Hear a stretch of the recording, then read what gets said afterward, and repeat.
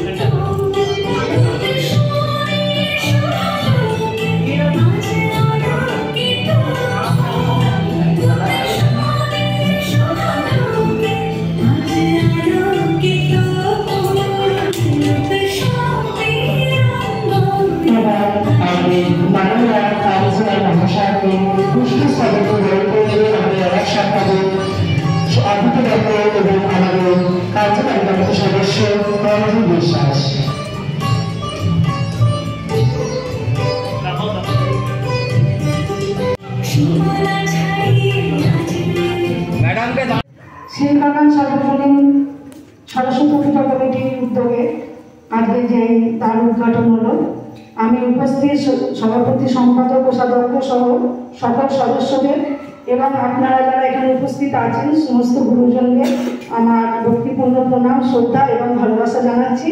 সত্যি আমি ভীষণ আপ্লুত, এত সুন্দর ব্যবস্থাপনা, এত ছোট ছোট ছেলে মেয়েদের মাথা থেকে এসেছে। এবং সব থেকে হচ্ছে আমাদের মাননীয় মুখ্যমন্ত্রী মমতা বন্দ্যোপাধ্যায় চিন্তাধারাকে বাস্তবায়িত করেছে।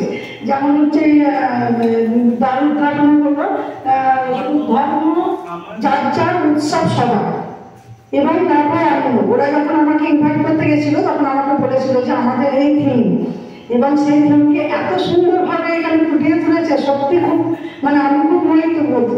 আর আমরা সরস্বতী পুজো মানেই আমরা জানি যে আমরা বাচ্চারা মিলে যারা স্টুডেন্ট তারাই আমরা সরস্বতী পুজো করি, এবং আমরা আগের দিন থেকে নিজেরাই প্যান্ডেল করবো, নিজেরাই জোগাড় করবো, এসবই আমরা করবো। হ্যাঁ, সেই ধারাবাহিকতা এখনো হয়ে চলেছে এবং সেটা থাকবে। তাদের মধ্যে এত সুন্দর একটা শিল্পী সত্তা যে নিজে নিজে আমরা এত সুন্দর প্যান্ডেল করবো, করে সেটাকে সুন্দর করে ফুটিয়ে তুলবো। আমি অনেক অনেক ধন্যবাদ জানাচ্ছি আমি ছোট ছোট শিল্পীদের। তোমরা আগামী দিন তোমাদের লক্ষ্যে পৌঁছাও। আমি আমার আমিকে চিরদিন এই বাংলায় খুঁজে পাই।